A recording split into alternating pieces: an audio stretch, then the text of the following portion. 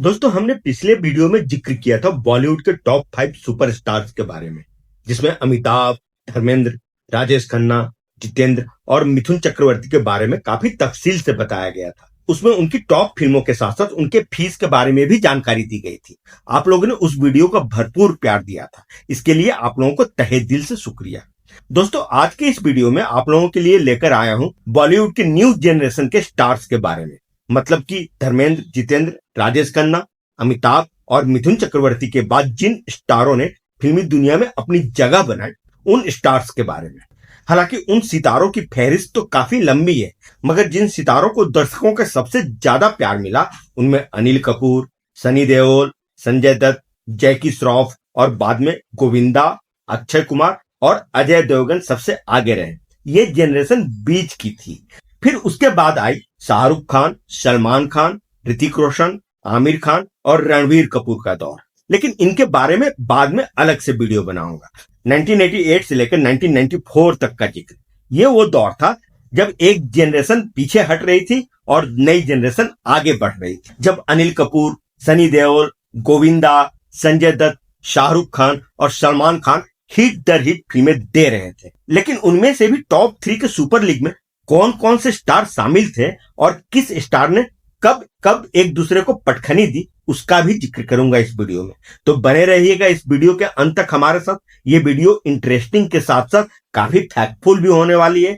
और हाँ, वीडियो अगर पसंद आए तो वीडियो को लाइक और चैनल को सब्सक्राइब करना मत भूलिएगा। तो दोस्तों, सबसे पहले जिक्र उस साल का जब एक नए जनरेशन के स्टार ने पहली बार टॉप 3 में अपनी जगह बनाई थी।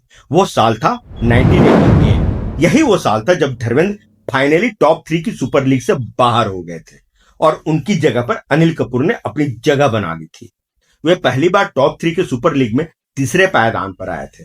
इसी साल उनकी फिल्म तेजाब सुपर डुपर हिट रही थी और हाईएस्ट क्रॉसर ऑफ द ईयर भी बनी थी। तो दूसरे पायदान पर थे मिथुन चक्रवर्ती अपनी हिट फिल्म वक्त की आवाज और प्यार का मंदिर के साथ। तो तीसरे पायदान पर थे अमिताभ बच्चन। इस साल उनकी फिल्म शहंशाह हिट हो गई थी। इसी साल आमिर खान की एज ए हीरो पहली फिल्म कयामत से कयामत तक भी रिलीज हुई थी और ये फिल्म इतनी बड़ी हिट हुई थी कि देखते ही देखते हुए युवा दिलों की धड़कन बन गए थे। इसके अलावा उस साल सनी देओल की पाप की दुनिया और यतीम, तो गोविंदा की हत्या, दरिया दिल और घर घर की कहानी जैसी फिल्में भी जबरदस्त कामयाब हुई थी। दोस्तों, अब बात करते हैं साल 1989 की। तो इस साल अनिल कपूर तीसरे नंबर से एक पायदान ऊपर बढ़कर दूसरे नंबर पर आ गए थे और तीसरे नंबर पर जगह बना ली थी सनी देओल ने। सनी देओल ने पहली बार टॉप 3 की सुपर लीग में अपनी जगह बनाई थी। इस साल उनकी त्रिनेत्र, चालबाज और वर्दी जैसी फिल्में सुपर हिट हुई थी। तो वहीं अनिल कपूर ने अपनी super hit film Ram Lakhan, Ishwar और रखवाला जैसी हिट फिल्मों से अपनी पोजीशन और भी मजबूत कर ली थी। पहले नंबर पर पहले की ही तरह अमिताभ बच्चन अब भी जमे हुए थे। हालांकि इस साल उनकी 3 फिल्में रिलीज हुई थी, तूफान, जादूगर और मैं आजाद हूं, और तीनों की तीनों बॉक्स ऑफिस पर फ्लॉप हो गई थी।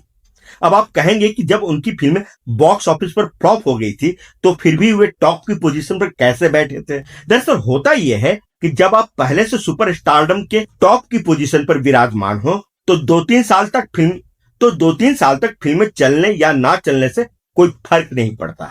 हाँ, अगर बल्क में आपकी फिल्में फ्लॉप होने लगे या फिर फिल्मों का ट्रेंड ही एकदम से बदल जाए, यानी कि आप जिस तरह की फिल्में करते हो वैसी फिल्में एकदम से बननी बंद हो जाए, तो आप धीरे धीरे टॉप 3 की लीग से आउट हो जाते हैं।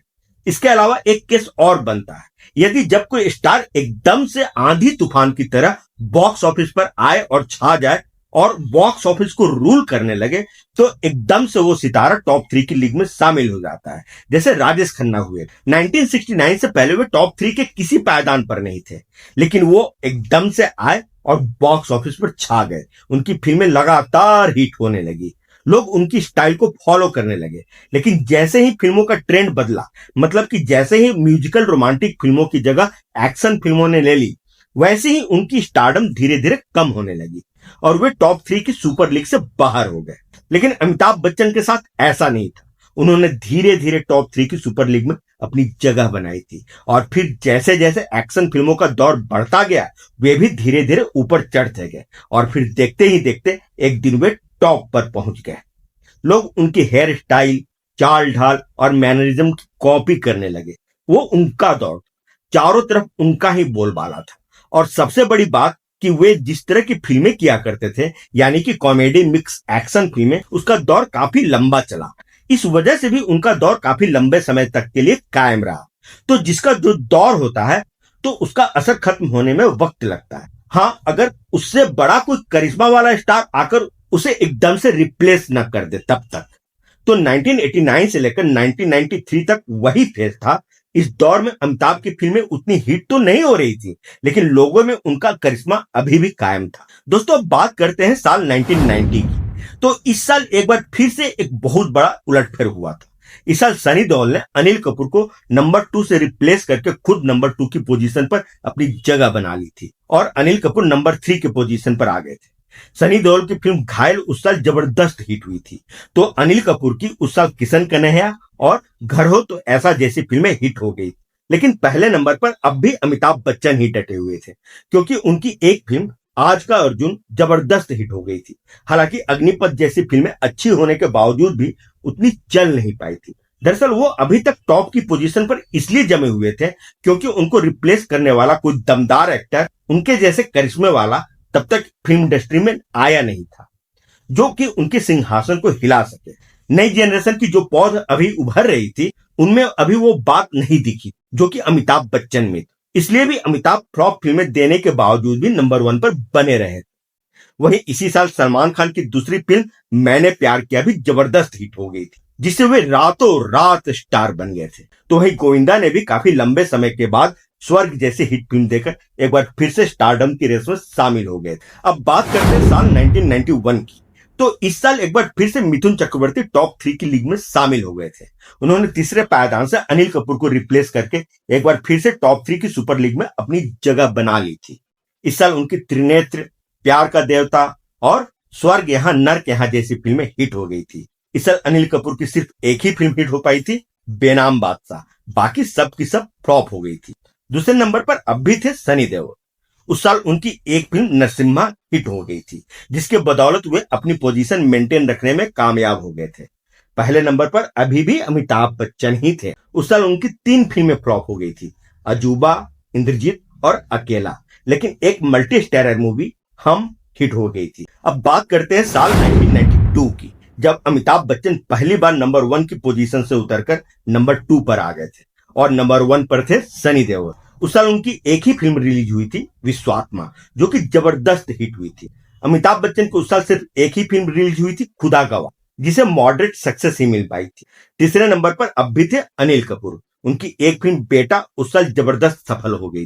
हालांकि इस साल कई और सितारे स्टारडम की सीढ़ियां बड़ी तेजी से चढ़ रहे थे, जिनमें गोविंदा और अजय देवगन का नाम सबसे आगे। गोविंदा की उस साल रिलीज हुई फिल्म 16 और शबनम जबरदस्त सफल हुई थी और देखते ही देखते वे अब लोगों के चहेते बन गए। तो अजय देवगन की फिल्म जिगर को भी अद्भुत सफलता मिली थी। लेकिन इस साल एक जो सबसे बड़ी घटना हुई थी वो ये थी कि आने वाले समय के सुपरस्टार ने दस्तक दे दी थी। जी हाँ, मैं बात कर रहा हूँ शाहरुख खान की। इस साल शाहरुख खान ने अपनी फिल्म दीवाना की सफलता से फिल्म इंडस्ट्री में जबरदस्त हलचल पैदा कर दी थी। वही राजू बन गया जेंटलमैन और चमत्कार जैसी उनकी फिल्में भी सफल होने में कामयाब रही। अब बात करते हैं साल 1993 की। तो यही वो साल था जब अमिताभ बच्चन अपनी लोकप्रियता के सबसे निचले पायदान पर थे, यानी कि तीसरे नंबर पर। इस साल उनकी कोई भी फिल्म रिलीज ही नहीं हुई थी और अब उनका स्टारडम बड़ी तेजी से नीचे की ओर जाने लगा। दूसरे नंबर पर अब आ गए थे शाहरुख खान। उनकी इस साल 2 फिल्में जबरदस्त सफल हुई थी, डर और बाजीगर। इन 2 फिल्मों की सफलता ने वो करिश्मा पैदा कर दिया था कि लोग उन्हें अब टॉप की पोस्ट का स्ट्रॉन्ग दावेदार मानने लगे। हालांकि पहले नंबर पर अभी भी थे सनी देओल, डर, दामिनी और लुटेरे जैसे हिट फिल्मों के साथ। अब बात करें साल 1994 की, तो ये साल बहुत ही उलटफेर वाला साबित हुआ था। पहला ये कि अमिताभ बच्चन 1975 के बाद पहली बार टॉप 3 की लीग से आउट हो गए थे। तो नंबर 1 की पोजीशन पर अब शाहरुख खान काबिज हो गए। तो नंबर 2 पर थे सनी देओल और तीसरे नंबर पर एक नई एंट्री हुई थी, गोविंदा की। फाइनली वे टॉप 3 की सुपर लीग में अपनी जगह बनाने में कामयाब हो गए थे। इस साल उनकी राजा बाबू और खुद्दार जैसी फिल्में जबरदस्त हिट हुई थी। उस दौर के एक और बड़े स्टार संजय दत्त जिनकी सफलता लगातार कंसिस्टेंट नहीं रह रही थी। साल 1991 में उन्होंने 2 हिट फिल्में दी थी, साजन और सड़क, जिससे लोगों में कुछ उम्मीदें जगी। लेकिन फिर 1992 में रिलीज हुई उनकी सारी फिल्में या तो फ्लॉप थी या फिर एवरेज, जैसे अधर्म, साहेबजादे, सरफिरा, जीना मरना तेरे संग और यलगार। 1993 भी उनका कुछ ऐसा ही रहा। इस साल उनकी क्षत्रिय, साहिबान और गुमराह जैसी फिल्में फ्लॉप या फिर बिलो एवरेज फिल्में थी। उस साल उनकी सिर्फ एक ही फिल्म ऐसी थी जो कि ब्लॉकबस्टर साबित हुई थी और उस फिल्म का नाम है खलनायक। लेकिन 1994 से उनका फिर से वही फ्लॉप और एवरेज फिल्में देने का सिलसिला शुरू हो गया। 1994 में भी उनकी 4 फिल्में आई थी, जिनमें 2 फ्लॉप और 2 एवरेज साबित हुई थी। जो उनकी फ्लॉप फिल्में थी वे हैं अमानत और इंसाफ अपने लहू से, और जो एवरेज फिल्में थी उनके नाम है जमाने से क्या डरना और आतिश। इसलिए वे कभी भी टॉप 3 की लीग में सीरियस कंटेंडर नहीं बन पाए। वहीं इस साल के जो दूसरे बड़े स्टार थे उनमें थे सलमान खान, जो लगातार 7 फ्लॉप फिल्में देने के बाद हम आपके हैं कौन की जबरदस्त सफलता से स्टारडम की रेस में एक बार फिर से शामिल हो गए थे। तो वहीं अक्षय कुमार लगातार 5 फिल्मों में से 3 हिट और एक ब्लॉकबस्टर फिल्में देकर वे भी स्टारडम की रेस में शामिल हो गए। उनकी 5 फिल्मों में से जो 3 फिल्में हिट थी उनके नाम है ऐलान, ये दिल लगी और मैं खिलाड़ी तू अनाड़ी। और जो एक ब्लॉकबस्टर फिल्म थी उसका नाम है मोहरा। इस फिल्म की सफलता ने तो उन्हें रातों रात लोगों का चहेता बना दिया था। तो 1994 ही वो साल था जब एक नई जनरेशन ने अपनी पकड़ फिल्म इंडस्ट्री में पूरी तरीके से जमा ली और पुरानी पीढ़ी की पहुंच टॉप 3 की लीग से बाहर हो गई थी।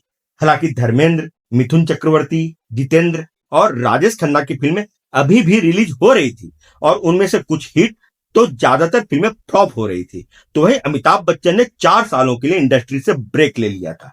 1994 के बाद सीधे 1997 में ही उनकी एक फिल्म रिलीज हुई थी मृत्युदाता, जो कि बुरी तरीके से फ्लॉप हो गई थी। लेकिन इधर नई पीढ़ी धीरे धीरे परवान चढ़ रही थी और एक से बढ़कर एक हिट फिल्में दे रही थी। इन दिनों सनी देओल लगातार टॉप 3 में बने हुए थे। अब अगले वीडियो में मैं आपको बताऊंगा कि कैसे सनी देओल लगातार 5 सालों तक शाहरुख खान को टक्कर देते रहे और इसी बीच सलमान खान को चकमा देकर ऋतिक रोशन कैसे आगे निकल गए, और तो और लगातार हिट देने के बाद भी अजय देवगन और संजय दत्त कभी टॉप 3 की लीग में कैसे अपनी जगह बना नहीं पाए, ये सारी बातें इस वीडियो में बताऊंगा। तो इस सीरीज का पार्ट 3 देखना न भूलें। इसमें आपको विस्तार से इन नए नवेले सुपरस्टार्स की जर्नी बताई जाएगी। तो पार्ट 3 देखना न भूलें। और पार्ट 2 आपको कैसा लगा हमें कमेंट बॉक्स में लिखकर जरूर बताएं। और हाँ, वीडियो को अभी तक लाइक और चैनल को सब्सक्राइब नहीं किया हो तो आप उसे अभी के अभी जरूर कर लें। तो फिर मिलते हैं अगले वीडियो में। तब तक के लिए आप सभी को आपके दोस्त और होस्ट आकाश वर्मा की तरफ से प्यार भरा नमस्कार। आप देख रहे हैं एनकेडी अड्डा, दिल से फिल्मी।